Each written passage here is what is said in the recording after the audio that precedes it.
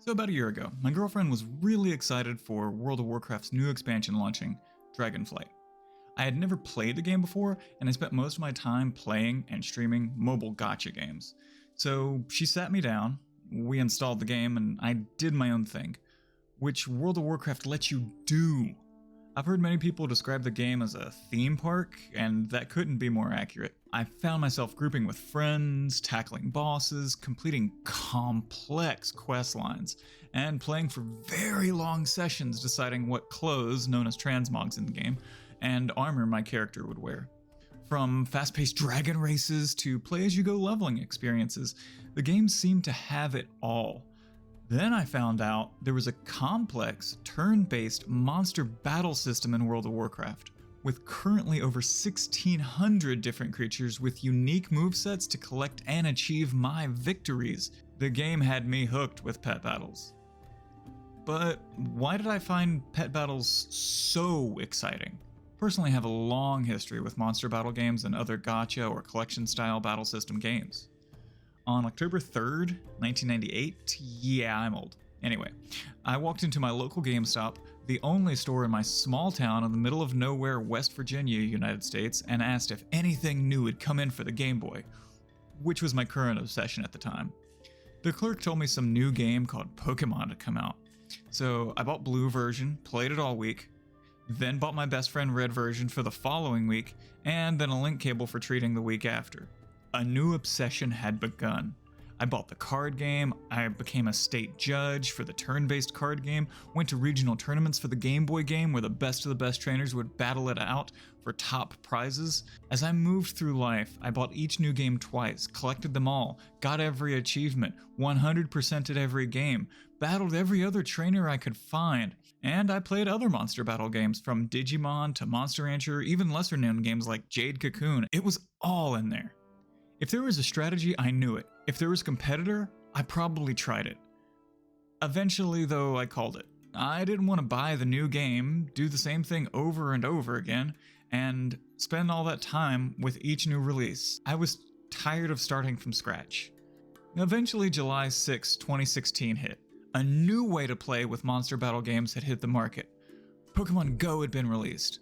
I played it for years, but it lacked the reason I enjoyed the games in the first place. The battles, the turn-based combat, strategy. Pokemon Go was just catch them all, tell your friends you caught them, and effectively do nothing with your collection in any meaningful sense. Now, sure, it has raids and battle systems, but I can also use a fork to eat tomato soup. Just because it can do the thing, doesn't mean it does it well. So I began to hunt for a new style of game. Enter the mobile gacha game. I started to play Final Fantasy Brave Exvius a few months after its launch.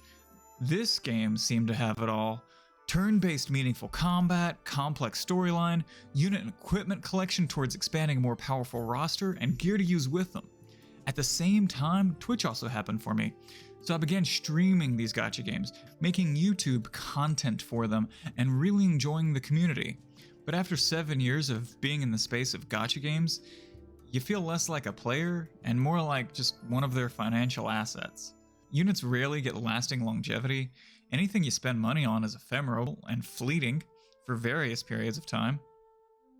And to that degree, all the work I had put in felt like it was just kind of going nowhere. Enter World of Warcraft with the Pet Battles feature. All the work that I put in, I get to keep. Any battle pets I obtain retain their power. All content is permanent. But what makes it so unique in the space of all the other games out there? Well, I'll break this into two sections: Acquisition and Battle System. Let's talk about Acquisition first. If you think about World of Warcraft as a landmass, all playable areas as one big place to explore, it's enormous! 4 different planets! Hundreds of zones with every biome you can think of, races, peoples, cultures, creatures, night and day cycles, weather. I could really go on for a while, but you get the idea. There are so many places to go and things to do in every single one of those places, and ways to collect pets in innumerably varying ways. Each pet has their own moveset and stats. So when it comes to unit acquisition, I think it's probably the best system ever created. You play the larger game. You do the content. You have fun exploring, solving puzzles, discovering each new way that you will acquire your battle pets. For the pay-to-win players out there, the auction house also exists, where other players who have grinded out the pet with their hard sweat and tears have put them up for sale, allowing for both collecting styles. Some of the different systems for acquisition include, but are not limited to, wild catches, questline rewards, puzzle solving, currency purchases from varying in-game vendors, rare drops from bosses in raids, dungeons, or the open world, RNG boxes that are acquired through play, not purchase, achievement rewards, profession crafting, in-game secrets and events. And that's just some of the ways to acquire different battle pets. There's loads more. So let's do some quick examples. One of the easiest pets versus one of the trickiest. Wild catch pets are probably the easiest. Just find one out in the open world, weaken it, and cage it. Boom, it joins your roster. Now you have a larger collection and more options for your next match in PvE and PvP content. For this example, I'll use the wild catch pet, Prickle Fairy Hare. As soon as you land on the Dragon Isles, this little critter can be found just about anywhere. Comes in 3 color variations, brown at 70% chance, green at 28%, and white at 2% chance. Yes, there are color variants and essentially shinies. And then many possible breeds. We'll talk about breeds when we talk about the battle system. For now, we'll say there's speedy, strong, and healthy. So you just want a Prickle Fairy Hare to check the box for wild catches. Well, that's easy. But if you wanted to get picky with your Prickle Fairy and look for a speedy white color, you might just be hunting for that elusive creature for some time. Which leads us to the trickier pets to obtain. For now, let's look at some of the pets obtained from riddles and secrets. These are pets that have long quest lines or unusual ways of unlocking access to the pet, usually involving most of the community coming together in order to solve the riddle. For my example, I'll use Ball. In order to get him, you have to unlock a zone, unlock a certain rare in that zone, get a different pet named Una to drop from that rare, complete a long quest line that took the entire player base of the game to discover all the steps. Basically, Una's a ghost, and you have to make her come to terms about that. Then once you've completed her secret quest line, you can start summoning Ball. This little demon goat requires you to go around a specific set of islands, gather all of his summoning stones that have been scattered, place them in formation, and summon him in order to fight him. But he's going to be completely unkillable and uncapturable. A real demon goat pain in the butt, that is. Unless you summon the Una Ghost Girl near him, who weakens Ball and makes him obtainable. Sometimes secrets like this can exist in the game for years until some 8th sleuths figure it out. Like in the case of the secret pet Jennifer, taking 2 years from implementation to the puzzle being solved by the user named Polytarch, who didn't even play World of Warcraft. They were just a master enigmatologist who was lured to the mystery. The many varying ways had me playing the entire past year doing content from every expansion, every patch, learning about Azeroth and the worlds within Warcraft. And I'm nowhere near done. A well-developed world with massive amounts in story and lore spanning 20 plus years that has had the world's attention gripped for all of that time. That's the space where battle pets can be found. That's where they exist. An entire universe of ways to catch them and collect them and to battle them. You might find them as a rare catch while fishing on a Sunday morning, or from downing the final boss in one of the legendary raids that exist. Whatever way you find your battle pets, you'll have fun along the way with your guild and other players in this truly massive MMO. But if it were just collecting with no depth beyond that, then I wouldn't have been engaged. It would have lost me just as Pokemon Go did, and I would have moved on, stopped my sub, and looked for another game to play. But I was amazed to find the battle system deep, expansive, and engaging. I've counted over 300 trainers and legendary pets that exist in the open world to fight, each with their own pets, stories, strategies, and complexity. Some are daily fights for chances at unique rewards, some only up when a lucky day happens by, some in deep dungeons, and others everywhere in between. Layer that on the top of the ability to be able to battle other players in engaging open world and queued player versus player, where your opponent can bait, switch, and employ any number of tactics for victory. Since their inception, pets have remained at level cap 25, so a pet from launch needs no upgrades or added work done to them in order to tune them for the current meta. New mechanics have been added once or twice over the years, but they adjust the meta, not push older units out in place of newer units. There's a balance and harmony. Well, mostly. Sometimes balancing issues need to be tweaked, but they are. Once you have a pet to level 25 and made sure their quality is upgraded to rare, they're maxed out. They have 3 main stats: health, power, and speed. Every pet has a breed, which is hidden by the default user interface, and if you want to see that breed on your pet, you might have to download an add-on. Breeds are what make each unique from the same pet of their type.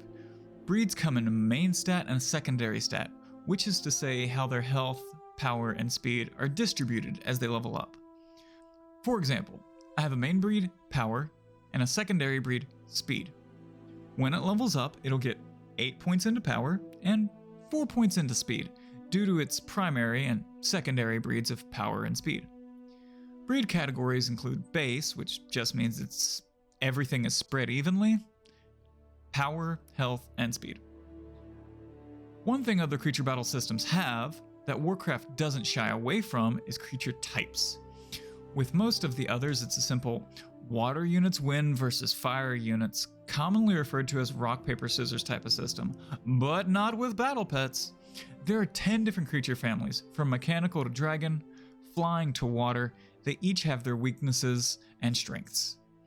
Some examples would be that critter pets can't be crowd controlled, or that humanoids have a passive healing per turn, and that damage over time effects only hit aquatic pets for half as much damage.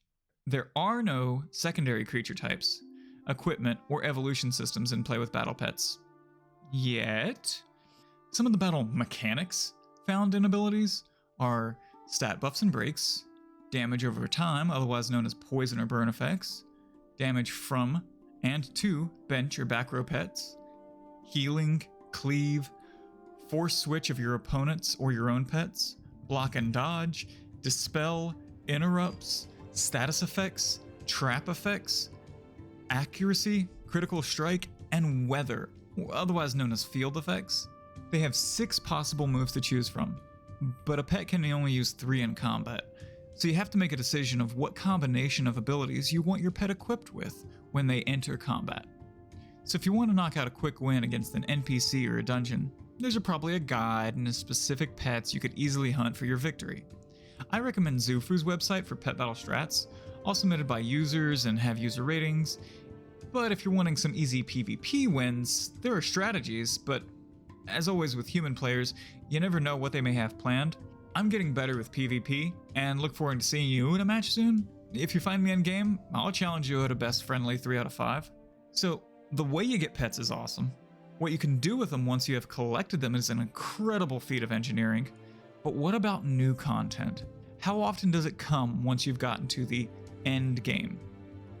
That's the most incredible part. Honestly, every few months, World of Warcraft launches a new patch with new trainers, achievements, pets, and more. I plan on covering what's coming in any videos I can as those sort of things are discovered. Every day is always the possibility of a new secret being solved and a new PvP team to test. Every month a new trading post to explore for new pets it can offer, and very often a surprise PvE trainer or an achievement pops up that nobody was expecting. When a new expansion launches, it's like a Christmas of content to explore. Thousands of secrets to find and investigate what systems may be new for pet battles. If you distributed the numbers evenly since the system's launch, a new pet would be available to examine and speculate on their moves and usefulness every 3 days, and a new piece of content every 14 days. That is not the case, as they are often released in patches, with new zones, new events, and monthly in-game shops. Of all the systems in World of Warcraft, Battle Pets is one of, if not the most evergreen, which is defined as a system that is regularly refreshed with small iterative updates at frequent intervals. It has personally taught me about every class, storyline, piece of history, world, battle, and mechanic in World of Warcraft. It's kept my subscription going thanks to its deep engagement, and I personally am going to stick with this incredible monster battle system and game that it exists within for a very long time, providing content updates and frequent news alerts for the system. So I invite you to try out Battle Pets in World of Warcraft if you enjoy monster battle systems, turn-based combat, unit collection acquisition, massive community interaction that exists in a game with hundreds of other systems to enjoy as well. Thanks for watching, and hopefully I get to collect with, and perhaps even battle, you soon. Much love. Peace.